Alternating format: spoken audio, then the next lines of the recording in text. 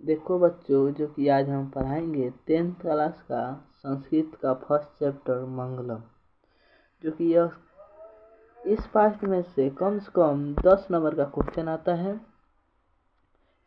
समझ गए बच्चों? जो कि इसमें से 10 नंबर का आराम से क्वेश्चन आता है। देखो बच्चों,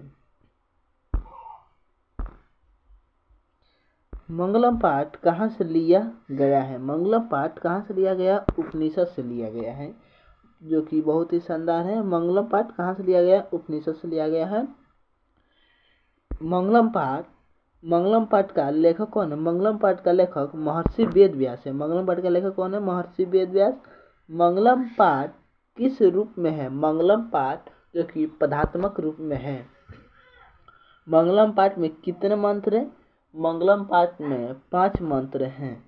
मंगलम पाठ में यह 5 मंत्र कितने उपनिषद से लिए गए हैं? 4 उपनिषद से लिए गए हैं। ये 4 उपनिषद ईशावास्य है, कठोपनिषद है, मुंडकोपनिषद है, सौतासुर उपनिषद है। समझ गए बच्चों? जो कि अब आगे बढ़ेंगे।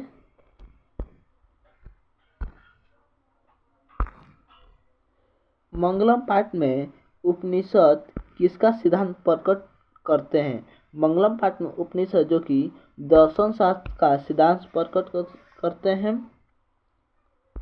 सभी जगह किसकी महिमा गाई जाती है? सभी जगह परमात्मा की महिमा गाई जाती है।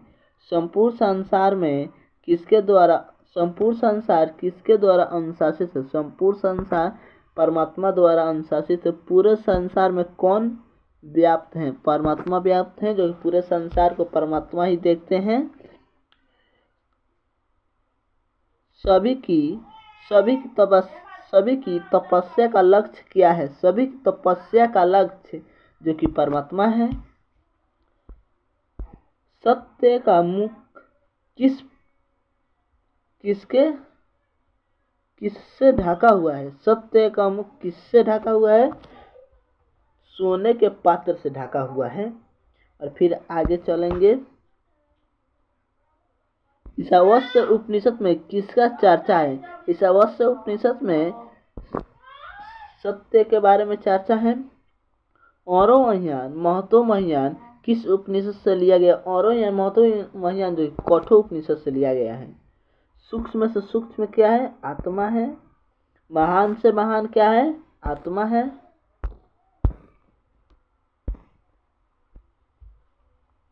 सूक्ष्म से सूक्ष्म क्या है? सूक्ष्म से सूक्ष्म आत्मा है। महान से महान क्या है? आत्मा है। आत्मा कहाँ निवास करती है?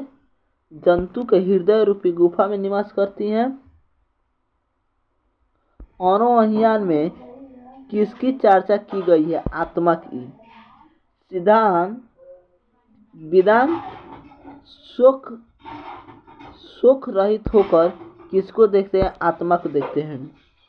देवलोक पहुंचने का रास्ता क्या है? देवलोक पहुंचने का रास्ता सत्य है। सत्यमेव जयते नारायणतम किस उपनिषद से लिया गया? मुंडको उपनिषद से लिया गया है। किसकी जीत होती है? सत्य की जीत होती है। सत्य मार्ग से किसका रास्ता प्रशस्त होता है? देवलोक का। ऋषिगण किस मार्ग से देवलोक पहुंचते हैं? सत्य मार्ग से। या ऋषिगण किस मार्ग को अपनाते हैं? या किस मार्ग से देवलोक पहुंचते हैं? सत्य मार्ग से। ठीक बच्चों, जो कि आज ऑब्जेक्टिव इसका खत्म है मंगलम का, और कल पढ़ाएंगे पाटलिपुत्र का। और आज ठीक है, बहुत शानदार और जबरदस्त।